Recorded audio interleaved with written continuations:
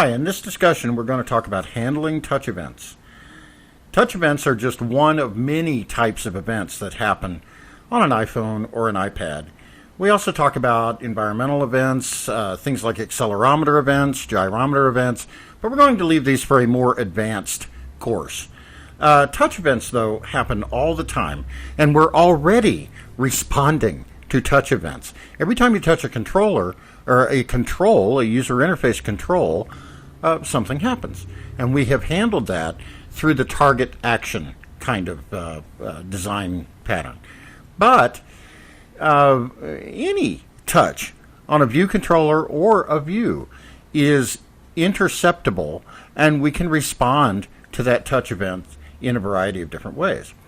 So touch events, all UI views and UI controller subclasses are in turn subclasses of a class called UI Responder. UI Responder is a class that is able to respond to any event. What we're talking about is touch events, but UI Responder also responds to gyrometer events and accelerometer events, temperature events if your device is so equipped, and so forth. So all of these touch events are passed to delegate methods of UI Responder subclasses. The delegate methods are actually defined on UI Responder as a protocol. So we override these methods, and that will allow us to respond to touch events in our code. There are 4 touch delegate methods that we can override in any UI Responder subclass. They are touches began with event, touches moved with event, touches ended with event, and touches canceled with event. Now, they do pretty much what they say.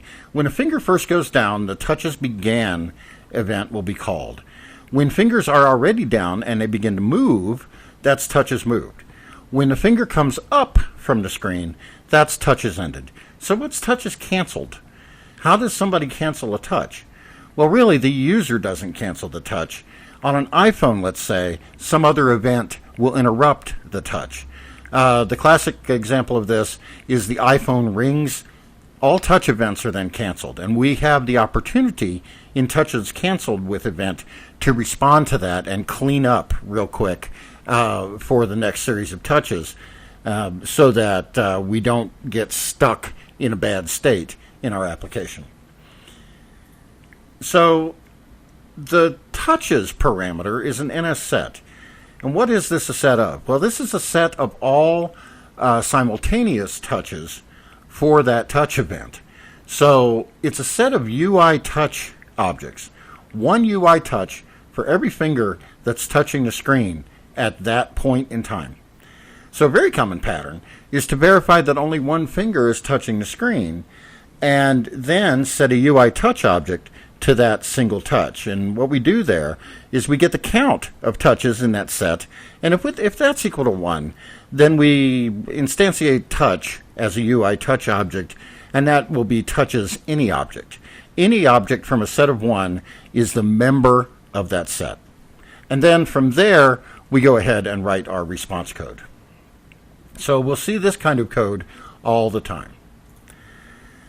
So now, what view has the touch, and where in that view is the touch located? Well, the second question is easier to answer, and then the first question is a little bit more difficult. But the second question is answered pretty simply.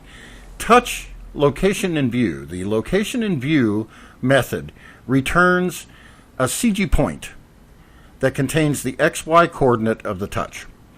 So we pass this a view. Now, if we're in a view, if we're in a UI view subclass, we pass it self, or we can pass it one of the view's subviews and get, if we call object.index on self.subviews, if we're in a UI view, we'll get an NS array, and then we pass it an index, and we can get a particular view.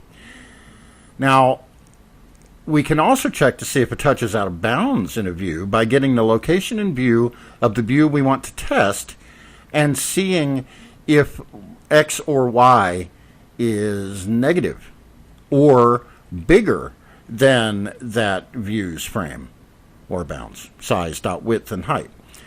If we're in a UI view controller, we would use self.view or self.view.subviews and then index into it the same way we do in a view. So view controllers, we use self.view.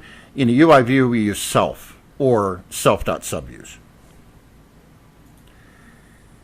Now, as far as what view has the touch and how that view responds to it, here's what happens. The view that actually receives touch events is called the hit test view. That's actually what it's called. If you look at UI Responder for touch events kind of documentation, you'll see references to something called a hit test view. This is the view that gets the touch.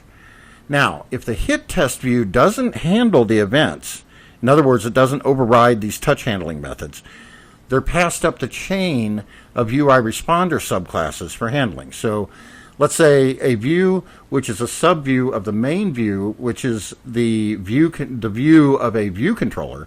If the embedded view doesn't handle the touch events, they go up to the main view. If the main view doesn't handle the touch events, they go up to the view controller. If the view controller doesn't handle the touch events, they go up to a view controller that is behind that view controller, let's say. But if no one handles those events, then they go all the way up to UI application main, the main application in the bundle. And if that app doesn't handle the events, they're thrown away. So we have many opportunities at many different levels to handle touch events in a view. In the demo 4 actually, when we start moving views around using touch events, we're handling the touch events right in the view that we're moving around, which is a subview of a view controller. So we could handle them on the main view, we could handle them in the view controller, or possibly we could handle them in the main application, although this gets a little bit more difficult.